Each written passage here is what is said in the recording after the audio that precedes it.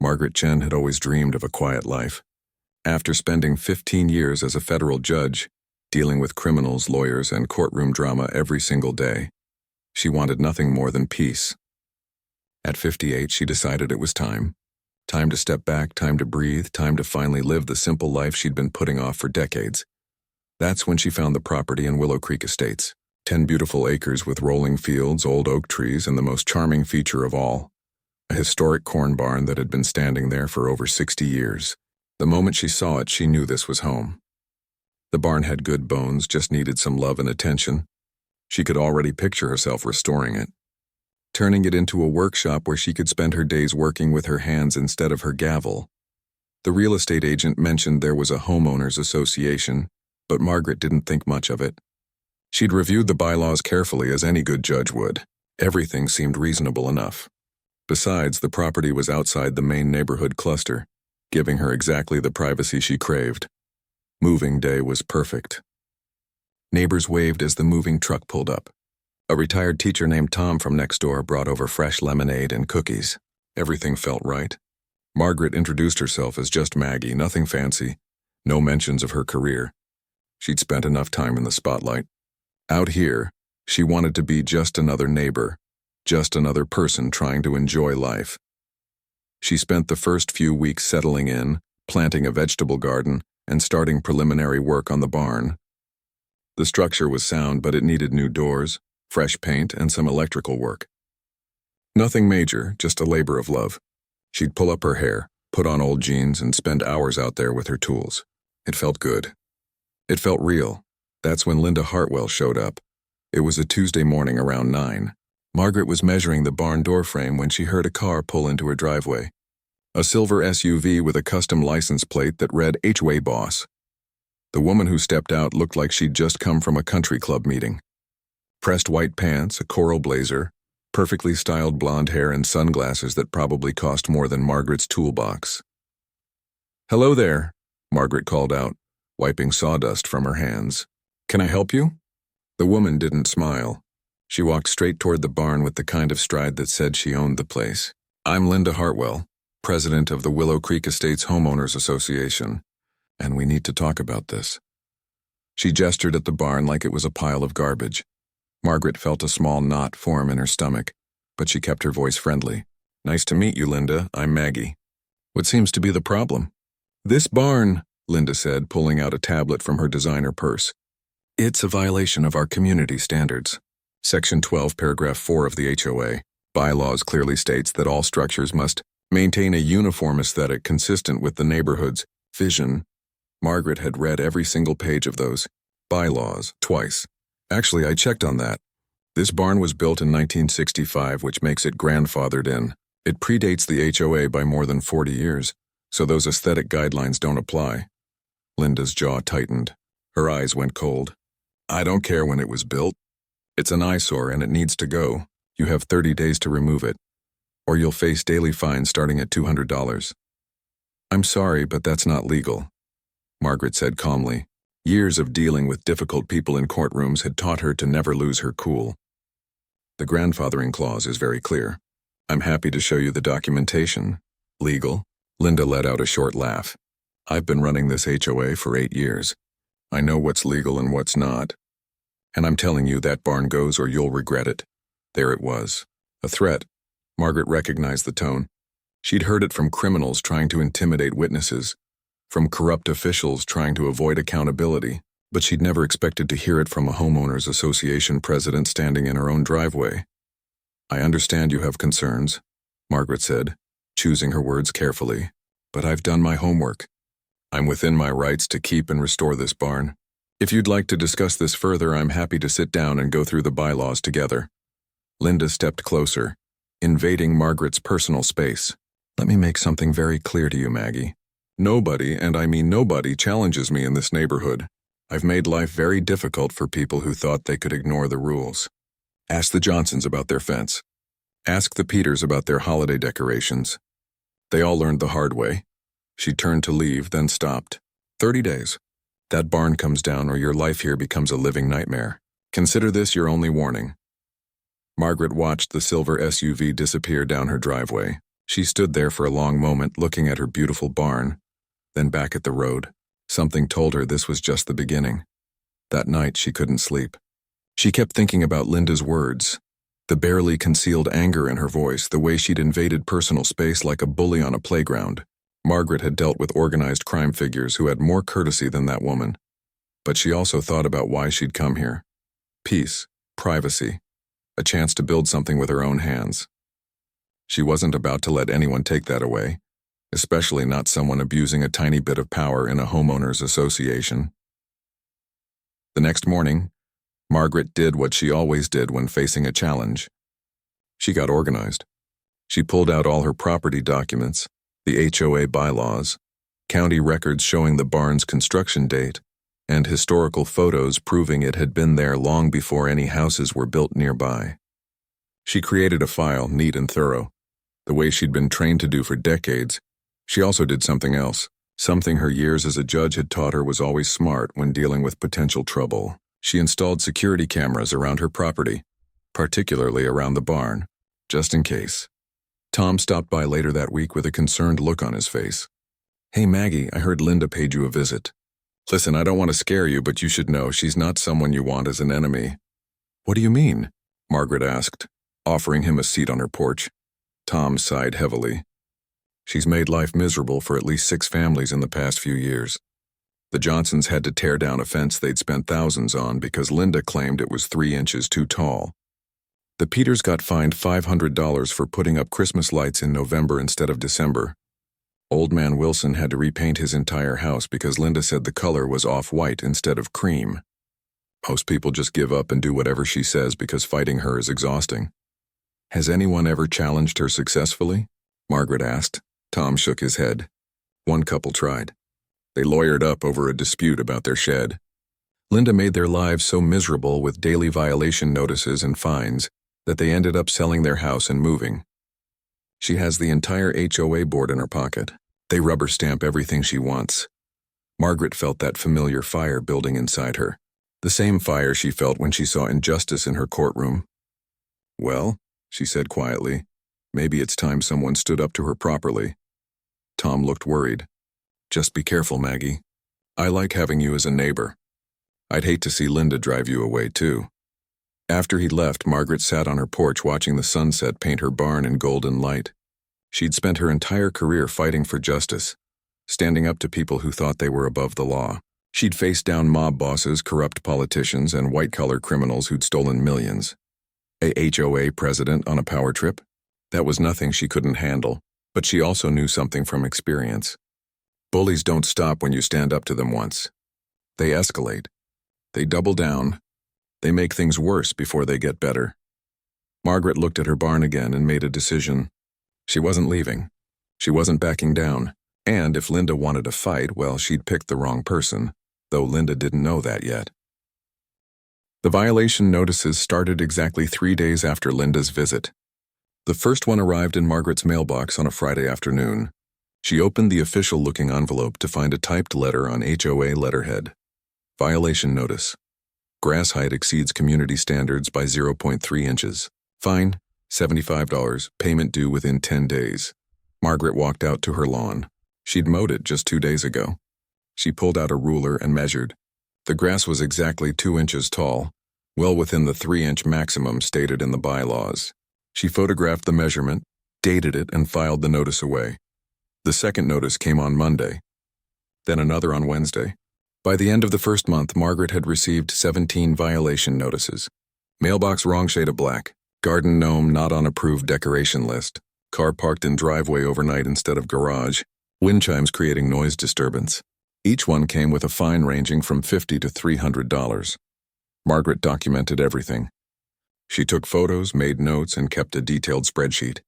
Every single violation was either completely fabricated or based on rules that didn't actually exist in the bylaws. But she didn't pay any of the fines. She knew exactly what Linda was doing, trying to bury her in paperwork and fees, hoping she'd either give up and leave or become so overwhelmed she'd comply. It didn't work. Margaret had processed more paperwork in a single day as a federal judge than Linda could generate in a year. But it was still annoying, still harassment, and it was clearly intentional. Then Linda escalated. Margaret came home one afternoon to find a notice taped to her front door. The HOA was holding an emergency meeting about problematic property owners who refuse to maintain community standards. The meeting was scheduled for that Thursday at the community center. Attendance was strongly encouraged. Margaret decided to go. She wanted to see exactly what Linda was up to. The community center was a small building at the entrance to the neighborhood. When Margaret arrived, about 30 people were already seated in folding chairs. Linda stood at the front near a podium, looking very official with a stack of papers and a laptop connected to a projector.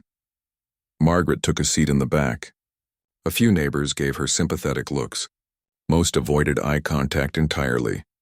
Linda started the meeting with routine business, approving minutes from the last meeting, discussing the budget for landscaping at the entrance. Then she got to the real reason everyone was there.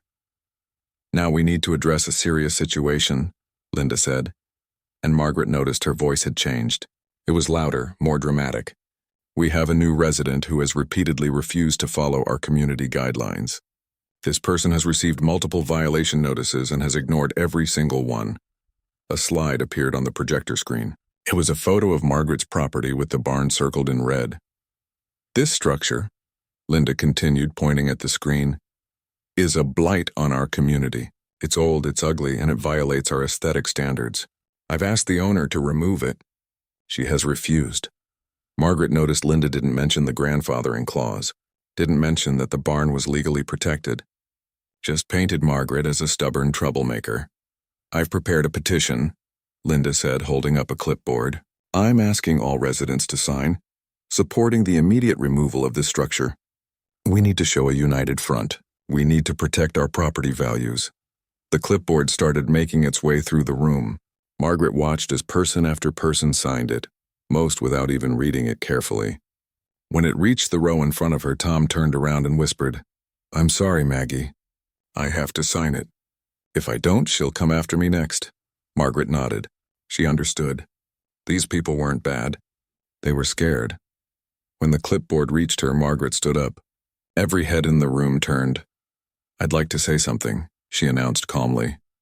Linda's face went red. "This is not an open forum. Residents cannot just speak whenever they want." "Actually," Margaret said, pulling out her copy of the HOA bylaws, "Section 7 clearly states that any resident directly affected by a topic being discussed has the right to address the board. Since you're discussing my property, I'm directly affected." The room went silent. Linda looked like she wanted to explode, but she couldn't argue with the bylaws she claimed to know so well. "Fine, you have 2 minutes." Margaret walked to the front. She kept her voice even and professional. "That barn was built in 1965. It predates this HOA by 43 years. According to county records and the grandfathering clause in your own bylaws, it's legally protected. I'm not refusing to follow the rules. I'm simply exercising my legal rights as a property owner." She pulled out a folder and showed photos. "These are historical photos showing the barn standing on that land before a single house in this neighborhood was built. It's part of this area's agricultural history. I'm not trying to cause problems. I'm just trying to restore something that was here first." A few people looked uncomfortable. One woman in the third row whispered to her husband. Linda snatched the microphone. "That's enough. Legal or not, it's still an eyesore. The petition stands." Margaret returned to her seat. She'd made her point, but she knew it wouldn't change anything. Linda had already made up her mind, and she had these people too intimidated to stand against her. The petition passed with 27 signatures. Over the next 2 months, things got worse. The violation notices increased to almost daily. Margaret's mailbox became a regular stop for Linda's harassment. But Linda also got more creative.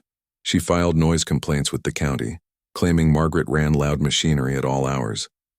Code enforcement showed up 3 times. Each time they found nothing wrong. Margaret kept normal working hours, and her tools were no louder than a regular lawnmower. Linda called the health department, claiming Margaret was storing hazardous materials in the barn.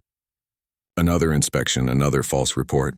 The inspector apologized to Margaret, saying this was the 4th bogus complaint they'd received about her property in 2 weeks. Then Linda started showing up in person again. She'd drive by slowly, taking photos. She'd park at the end of the driveway and just sit there watching. Once, Margaret looked out her window at 10 at night to see Linda's silver SUV idling on the street with its lights off. It was creepy. It was harassment. And Margaret was documenting all of it. The worst part wasn't even Linda's direct actions. It was how she'd poisoned the community against Margaret. People who'd been friendly before now crossed the street to avoid her. Kids who used to play near her property were called home when she came outside. Someone left a nasty note on her car windshield that just said, "Leave." Only Tom remained friendly, but even he had to be careful. He'd come by early in the morning or late at night when Linda wasn't likely to see. "She's telling everyone you're trying to turn the neighborhood into a farm," Tom told Margaret one evening. "She says you're going to bring in livestock, that you're going to lower everyone's property values, that you're selfish and don't care about the community." Margaret sighed. "I'm just trying to restore a barn, Tom, that's it." "I know," he said. "But Linda's good at this. She knows how to make people afraid, how to turn them against anyone who challenges her." In late September, Margaret received a certified letter. Her hands shook slightly as she opened it. The HOA board had voted to impose a special assessment on her property of $10,000, citing decreased neighborhood values and refusal to maintain community standards. Margaret read the letter 3 times. This was different from the small violation fines. This was a massive fee, legally questionable and clearly targeted specifically at her. The letter said failure to pay within 30 days would result in a lien on her property. She called a real estate attorney that afternoon. He confirmed what she already suspected. "This is likely illegal," he told her. "Special assessments usually require a community-wide vote and have to be for specific improvements like road repair or facility upgrades. They can't just target one property owner, but fighting it will be expensive and time-consuming." "I'm not paying it," Margaret said firmly. "Then they'll place a lien on your house," the attorney warned. "Eventually, they could even force a sale to recover the debt." Margaret thanked him and hung up. She sat at her kitchen table looking out at her barn. The restoration was coming along beautifully. She'd replaced the doors, repaired the roof, and started on the interior. It was becoming exactly what she'd dreamed of, but Linda was trying to take it all away. That night, Margaret made a decision. She'd been playing defense, just documenting and defending. Maybe it was time to be more proactive. She pulled out her laptop and started researching Linda Hartwell. Property records, social media, any legal documents she could find. What she found was interesting. Linda had been sued twice by previous HOA members. Both cases had been settled out of court with non-disclosure agreements. There were online reviews of the HOA from people who'd moved away, describing a tyrannical president and hostile environment. One person had even started a blog called Surviving Linda Hartwell before taking it down, probably under legal pressure. Margaret also discovered that Linda's own property had several features that violated the very rules she enforced on others. Her fence was 6 inches too tall. Her garden shed wasn't the approved color. She had decorative flags flying year-round. Margaret's daughter, Rachel, lived about 2 hours away in a larger city. It was a rare visit, and Margaret was looking forward to a peaceful weekend away from all the HOA drama. They spent Saturday at a farmer's market, had lunch at Rachel's favorite cafe, and talked about everything except Linda Hartwell and her harassment campaign. Sunday afternoon, Margaret's phone rang. It was Tom, and his voice was frantic. "Maggie, you need to come home right now. Your barn is on fire." Margaret's heart dropped into her stomach. "What? How bad is it?" "Bad, really bad. The fire department is here, but I don't think they can save it." "I'm so sorry." Margaret grabbed her keys and told Rachel she had to leave immediately. The 2-hour drive felt like 10. She kept trying to call Tom back for updates, but his phone went straight to voicemail. Her mind raced with questions. How did it start? Was anyone hurt? What about the property around the barn? When she finally turned onto her street, she could see the smoke before she could see her house. 3 fire trucks were parked on her property, their lights flashing red and blue in the darkening evening. Neighbors lined the street watching. Margaret parked as close as she could and ran toward her property. The barn was completely engulfed in flames. Massive orange fire reached into the sky, and the heat was so intense she couldn't get within 50 feet of it. Firefighters were spraying water, but Margaret could tell it was too late. The structure she'd spent months lovingly restoring was being destroyed right in front of her eyes. Tom appeared at her side, his face covered in soot. "I'm so sorry, Maggie. I saw the smoke and called 911 right away, but it was already out of control." "How did this happen?" Margaret asked, her voice barely a whisper. "I don't know. The fire chief is over there. He'll want to talk to you. The next few hours were a blur.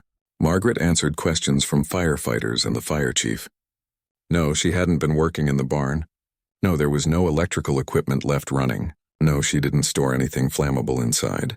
The chief told her they'd send an investigator in the morning once everything cooled down. By midnight, the fire was out. What remained of her beautiful barn was a smoking, charred skeleton. Margaret stood in her driveway, still in shock, when she noticed Linda's silver SUV parked at the end of her street. Linda was sitting in the driver's seat, watching. Their eyes met for just a moment before Linda started her engine and drove away. Something cold settled in Margaret's chest. A suspicion. A knowing. She went inside and pulled up the app for her security cameras. Her hands were shaking as she scrolled back through the footage. She'd installed cameras months ago, including 2 that had clear views of the barn area.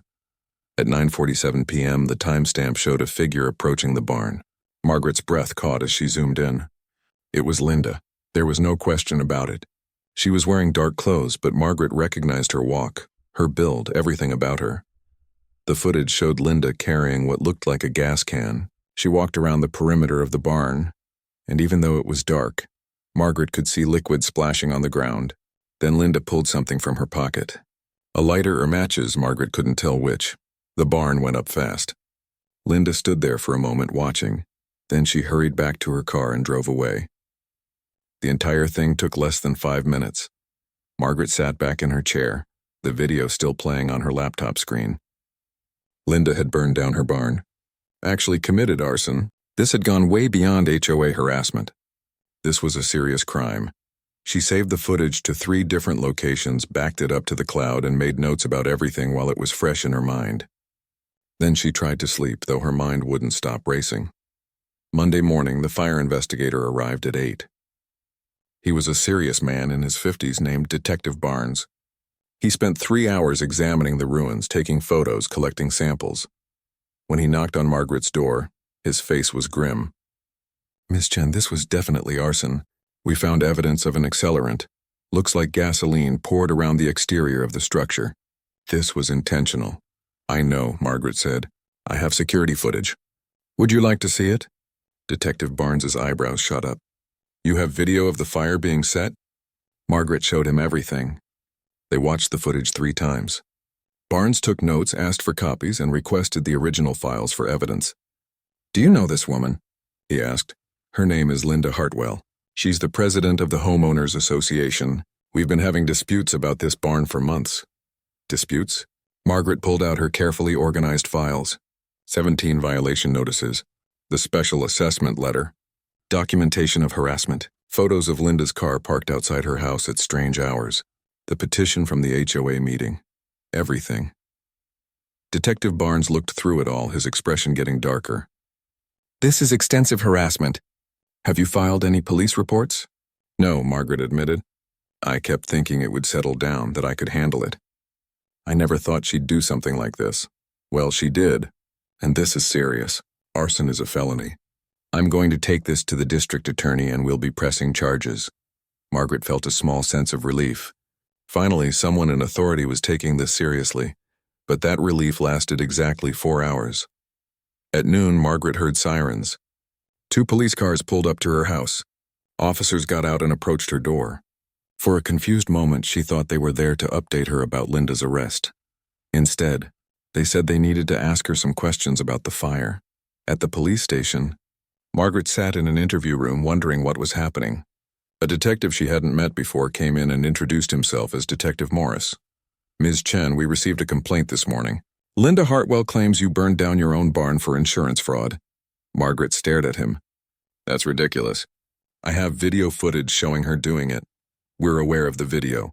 We're also aware that you've been in disputes with the HOA, that you owe them $10,000, and that you've been receiving violation notices for months. Mrs. Hartwell suggests that you burned the barn yourself to play the victim and avoid having to remove it as requested." "She's lying," Margaret said, trying to keep her voice calm.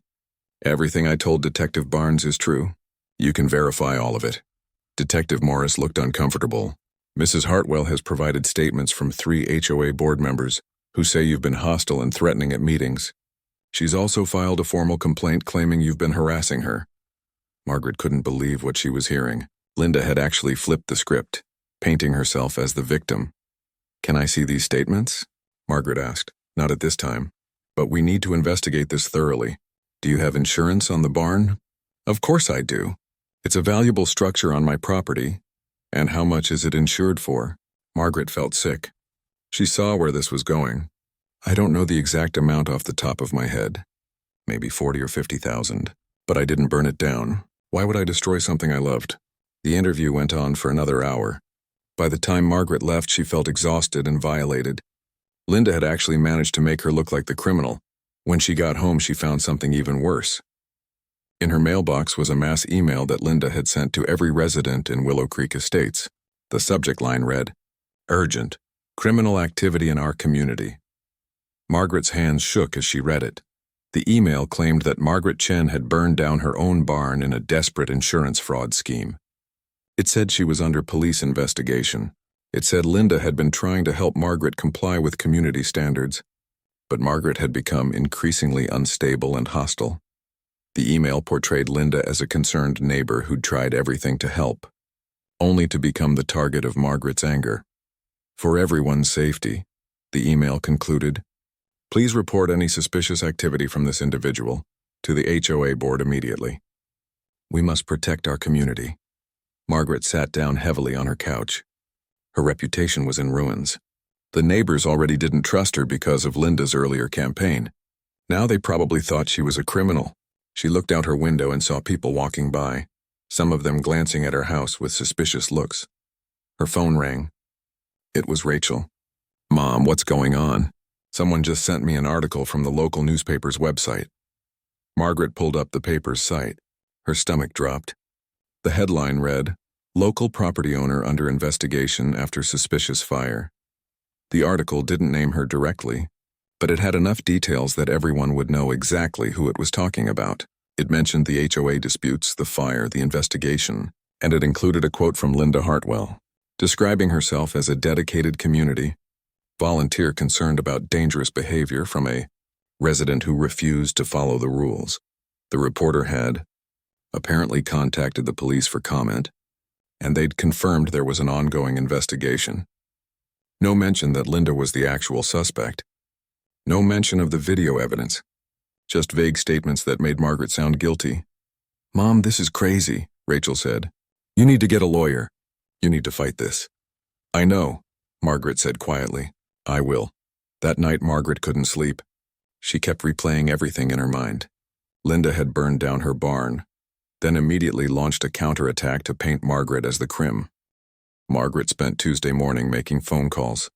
First, she called her attorney, the one who'd advised her about the special assessment.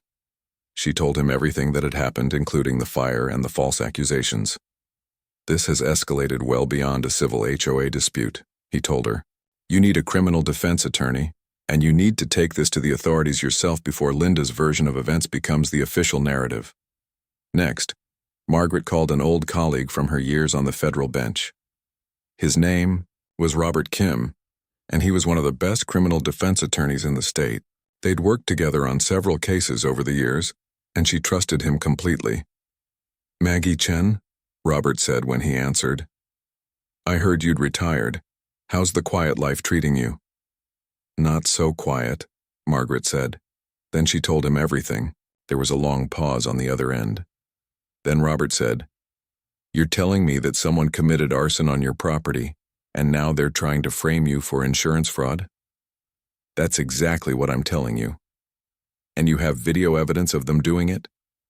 "Crystal clear footage, time-stamped, multiple angles." "Then why haven't you gone to the police?" "I did. They're investigating me instead." Robert let out a low whistle. "Okay, this is more complicated than a standard case. Don't talk to anyone else without me present. I'm going to make some calls. Can you meet me at the sheriff's office tomorrow morning?" "What about Detective Morris?" He seemed to believe Linda's story. "Forget Morris. We're going higher up the chain. I'll arrange a meeting with the sheriff directly. Trust me on this." Margaret hung up feeling better than she had in days. Having Robert on her side was like having a tank in a water gun fight. That evening, Tom came by. He looked nervous, glancing over his shoulder as if worried someone might see him. "I wanted you to know," he said quietly. "A lot of us don't believe Linda's story. We know she's been harassing you. We know what she's capable of." "Then why won't anyone say anything?" Margaret asked, trying not to sound bitter. Tom sighed. "Fear, mostly. Linda's already sending around another petition, this one demanding your removal from the neighborhood. She's got people convinced you're dangerous, and anyone who defends you becomes her next target." "I'm sorry, Maggie. I know it's not right." After he'd left, Margaret sat on her porch and watched the sunset. She thought about all the cases she'd presided over, all the times she'd told victims that justice would prevail, that the truth would come out. She'd always believed it. But, sitting here, watching her neighbors avoid eye contact as they walked by, she understood why people sometimes lost faith in the system. The difference was she knew how the system worked. She knew how to navigate it, and she was about to use every bit of that knowledge. Wednesday morning, Margaret met Robert at the county sheriff's office. They were shown into a conference room where Sheriff David Walsh was waiting. He was a man in his late 50s with gray hair and a no-nonsense expression. "Ms. Chen," he said, shaking her hand. "Robert tells me you have quite a situation on your hands." "That's putting it mildly," Margaret said.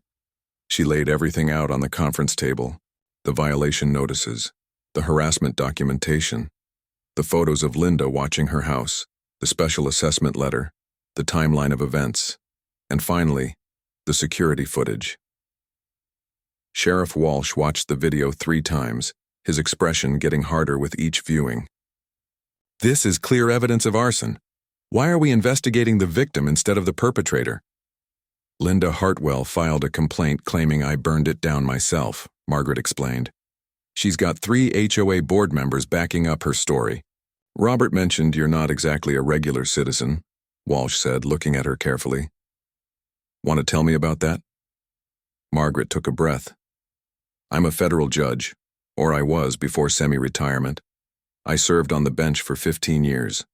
I moved here because I wanted privacy, wanted to step away from public life. I've been using my first name only, trying to keep my identity quiet." Walsh's eyebrows went up. "Judge Margaret Chen, from the federal courthouse?" "Yes. I've heard of you. You're the one who sent Congressman Bradford to prison for corruption, among others." Walsh sat back in his chair, processing this information. "So we have a federal judge being harassed by an HOA president, then having her property burned down, then being falsely accused of insurance fraud." "That about sums it up," Robert said. "This changes things," Walsh said. He picked up his phone and made a call. "Morris, get in here, now." Detective Morris arrived, looking confused. When he saw Margaret sitting there with Robert and the sheriff, his confusion turned to concern. "Detective Morris," Walsh said, his voice cold, "did you know that Ms. Chen is a federal judge?" Morris's face went pale. "No, sir. She never mentioned it." "Did you watch the security footage she provided?" "I saw it, but Mrs. Hartwell claimed it could have been faked." "Did you investigate whether it was faked?" "Not yet, sir. I was trying to gather more evidence first." Walsh's jaw tightened. "So instead of investigating the person shown on video committing arson, you chose to investigate the victim because the perpetrator filed a complaint? Do I have that right?" "Mrs. Hartwell was very convincing, sir. She had witness statements." "From HOA board members who are clearly biased," Robert interjected. "Have you verified any of their claims? Have you looked into Linda Hartwell's background? Have you investigated whether she has a pattern of this behavior?" Morris looked uncomfortable. "I was following standard procedure." "Standard procedure would be to investigate the evidence in front of you," Walsh said, "which clearly shows Linda Hartwell committing a felony." He turned to Margaret. "Judge Chen, I apologize for how this has been handled. We're going to fix this right now." Over the next hour, Margaret provided detailed statements. Robert helped her present everything in proper legal format, creating a comprehensive case file. Walsh called in additional detectives and assigned them to immediately investigate Linda Hartwell. "We'll need to move carefully," Walsh said. "False reports filed against a federal judge could escalate this to federal charges. Mail fraud, wire fraud, possibly even obstruction of justice depending on her intent. Margaret felt something shift inside her. She'd been playing defense this whole time, trying to protect herself and her property, but now she was remembering what she really was. She wasn't just a victim. She was a federal judge with expertise in prosecuting complex cases. And Linda had committed crimes that fell directly under federal jurisdiction. "Sheriff Walsh," Margaret said carefully, "I should mention that Linda has been using the Postal Service to send threatening violation notices, and she's been using email and electronic communications to harass me and spread false information. If we're talking about federal charges, there's quite a bit of evidence." Robert caught on immediately. Wire fraud, mail fraud, and if she filed false reports specifically to interfere with a federal official, that's obstruction. "Hold on," Walsh said. "Are you saying you want to pursue federal charges?" Margaret thought about it. She thought about her burned barn. She thought about the neighbors who were afraid to speak to her. She thought about Linda's email calling her a criminal. She thought about every person Linda had bullied over the years, all the families she'd driven out of the neighborhood. "Yes," Margaret said firmly. "I want to pursue federal charges. Linda Hartwell has been committing crimes for months, possibly years. She needs to face real consequences, not just local charges she can plea bargain away." Walsh looked at Robert, who nodded. "Judge Chen has jurisdiction to refer cases to the U.S. Attorney's Office. Given her status and the nature of the crimes, they'll take this seriously." "All right," Walsh said. "But we still need to arrest her on the arson charges first. That's local jurisdiction, and it's our most immediate concern." They spent the rest of the day coordinating. Walsh's team reviewed all of Margaret's evidence. They verified the security footage wasn't tampered with. They interviewed Tom, who confirmed he'd witnessed Linda's harassment campaign. They even found 2 other neighbors willing to give statements, though only if their names were kept confidential. By Thursday afternoon, everything was ready. Walsh assembled a team to arrest Linda Hartwell. Margaret wasn't there for the arrest, but Tom called her later to describe it. It happened at an HOA meeting of all places. Linda was standing at her usual spot at the podium, discussing the petition to remove Margaret from the neighborhood, when deputies walked in. According to Tom, Linda's face went through several emotions in quick succession. Confusion, then anger, then fear. She demanded to know what was happening. She threatened to call her lawyer. She insisted there had been a mistake. The deputies read her rights and placed her under arrest for arson, filing false police reports, and harassment. They let her out in handcuffs while the entire HOA board and 30 residents watched in stunned silence. "It was like watching a house of cards collapse," Tom told Margaret. "For years, she's had everyone terrified, and then suddenly, she was just another person being arrested. She looked so small." Margaret didn't feel triumphant. She just felt tired, but she also felt something else. Relief. Finally, the truth was coming out. The local newspaper ran a news story that evening. This time, the headline was different. "HOA President Arrested for Arson, Filing False Reports." The article explained that Linda Hart. The weeks following Linda's arrest were strange for Margaret. News had spread throughout the neighborhood that she was actually a federal judge, and people's attitudes shifted dramatically. Suddenly, neighbors who'd avoided eye contact were waving and coming over to introduce themselves properly. Some brought apology gifts, baked goods, and flowers, looking embarrassed as they explained they'd been afraid to stand up to Linda. Margaret accepted their apologies graciously, though part of her wondered if they would have done the same if she'd just been regular Maggie without the judicial title. Still, she understood human nature. People make mistakes when they're scared. The HOA board held an emergency meeting and voted to dissolve the special assessment against Margaret's property. They also voted to remove all the violation fines she'd accumulated. It was too little, too late in some ways, but it was something. Tom became a regular visitor, no longer worried about being seen talking to her. They'd sit on her porch in the evenings, and he'd fill her in on all the neighborhood gossip. "You should have seen the meeting after Linda's arrest," he told her one night. 3 board members resigned immediately. Everyone's scared they'll be investigated too. And you know what? They probably should be. They enabled her for years. "Are they facing charges?" Margaret asked. I heard the sheriff's office is looking into it, but probably nothing serious. They were more like accomplices than masterminds. Linda's trial moved faster than anyone expected. Her public defender, a young man fresh out of law school, took one look at the evidence and advised her to take a plea deal. The prosecution had security footage showing her committing arson. They had months of documented harassment. They had the false police reports. There was simply no defense.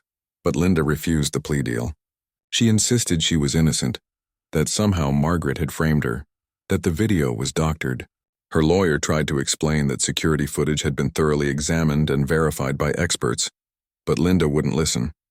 She seemed genuinely convinced that she'd done nothing wrong, that she was the victim in all this.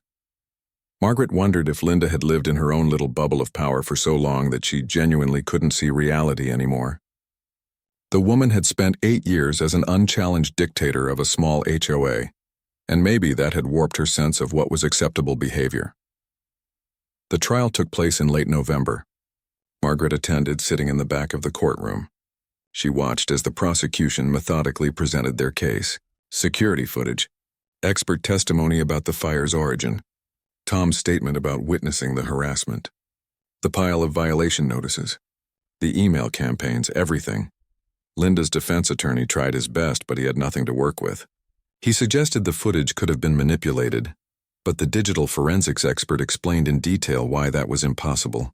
He tried to paint Margaret as vindictive and litigious, but when the prosecution pointed out that Margaret had never filed any complaints until after the arson, that argument fell flat. The prosecution also called several former residents of Willow Creek Estates who'd been driven out by Linda's harassment.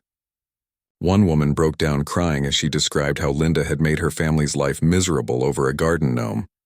An elderly man testified that Linda had fined him hundreds of dollars for parking violations when he'd been in the hospital and couldn't move his car. The jury only needed 2 hours to deliberate. When they returned, the 4 women stood and read the verdict. Guilty on all counts: arson, filing false police reports, harassment. 3 counts of fraud related to the special assessment and fake violation notices. Linda's face went white. She looked around the courtroom as if searching for someone to save her, but there was no one. Her husband had filed for divorce 2 weeks after her arrest. Her adult children hadn't attended the trial. The HOA board members she'd considered loyal subjects had abandoned her completely. The judge who presided over the case was an older man named Harrison, someone Margaret had met a few times at legal conferences but didn't know well. He looked at Linda with something like pity. "Mrs. Hartwell," he said, "you abused a position of trust in your community. You harassed residents, filed false reports, and ultimately committed arson. These aren't crimes of passion or desperation. They're crimes of entitlement and control. You seem to believe that your position as HOA president placed you above the law and above common decency." Linda started to interrupt, but her attorney put a hand on her arm to stop her. Harrison continued, "What makes this particularly troubling is that you targeted someone specifically because they stood up to you." Judge Chen asked reasonable questions about HOA bylaws and defended her legal rights. Your response was to launch a campaign of destruction against her. That kind of vindictive abuse of power cannot be tolerated. He sentenced her to 6 years in state prison for the arson conviction, with additional concurrent sentences for the other charges. Linda would serve at least 5 years before being eligible for parole, but the state charges were just the beginning. 2 weeks later, federal prosecutors moved forward with their case. The U.S. Attorney's Office indicted Linda on 3 federal charges related to mail fraud, wire fraud, and obstruction of justice for filing false reports against a federal official. This trial was shorter. Federal prosecutors are efficient, and they'd built an airtight case. Linda's use of the Postal Service and email to harass Margaret, combined with the false reports filed in an attempt to interfere with Margaret's rights as a federal official, met all the criteria for federal crimes. The federal judge added an additional 2 years to run consecutively with her state sentence, bringing Linda's total time to 8 years in federal prison. Margaret attended this sentencing too. She wanted to see it through to the end. As federal marshals led Linda away, the woman finally made eye contact with her. There was no anger in Linda's eyes anymore, just a kind of hollow shock, as if she still couldn't quite believe this was really happening. Margaret felt no satisfaction in the moment. Just a quiet sense that justice had been served. After the trial, Margaret received a call from the president of the HOA's insurance company. They wanted to settle her claim for the barn damage immediately. The check they offered was more than generous, enough to rebuild the barn exactly as it had been with money left over. "We're also dropping coverage for Willow Creek Estates HOA," the representative told her. "Frankly, the liability issues with Mrs. Hartwell's actions are too significant. We can't insure an organization that enabled that kind of behavior." Without insurance, the HOA couldn't legally operate. Within a month, it was officially dissolved. Residents would still maintain their properties and follow basic county ordinances, but there would be no more HOA board, no more violation notices, no more petty rules about mailbox colors and grass height. Some residents worried about property values without an HOA, but Margaret suspected they'd be fine. Maybe better than fine without someone like Linda terrorizing everyone. In December, Margaret hired contractors to rebuild her barn. This time, she designed it even better than before. With modern insulation and lighting while maintaining the historic exterior, she added a small plaque near the entrance that read, "Restored 2025 in defense of truth and justice." Neighbors stopped by to watch the construction. Many offered to help. A retired carpenter gave advice on the framing. A young couple brought lunch for the workers. Even people who'd signed the petition against her showed up to apologize and offer support. Tom was there almost every day, handing her tools and keeping her company. "You know," he said one afternoon, "I think Linda did us all a favor in a weird way." "How's that?" Margaret asked. "She ruled this place with fear for so long that nobody knew each other. We were all just isolated, trying not to attract attention. Now she's gone and people are actually talking to their neighbors, Having barbecues. helping each other out. It feels like a real community for the first time." Margaret looked around at her neighbors working together, laughing, and she realized he was right. Linda's downfall had freed everyone. Not just Margaret, but the entire neighborhood. In January, Margaret received a letter from Linda, forwarded through her attorney. It was short and awkwardly written. "Dear Judge Chen," it began, "I am writing this because my therapist here says I need to take responsibility. I know what I did was wrong. I don't know why I did it. I guess I just got used to being in charge and couldn't stand anyone questioning me. I destroyed something beautiful that you worked hard on. And then I tried to destroy your reputation too. There's no excuse for it. I'm sorry. I don't expect you to forgive me. I just wanted you to know that I finally understand how wrong I was. Linda Hartwell." Margaret read the letter twice. She could have ignored it, thrown it away, dismissed it as too little too late. But she also knew something about human nature from her years on the bench. People make terrible choices. Sometimes they do terrible things. But some of them, if given time and help, can recognize what they've done and genuinely change. She wrote back a single line. "I accept your apology.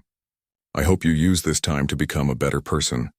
She never heard from Linda again, but she hoped the woman would eventually find some peace. By spring, the barn was finished. Margaret hosted a neighborhood party to celebrate its completion. Nearly 40 people,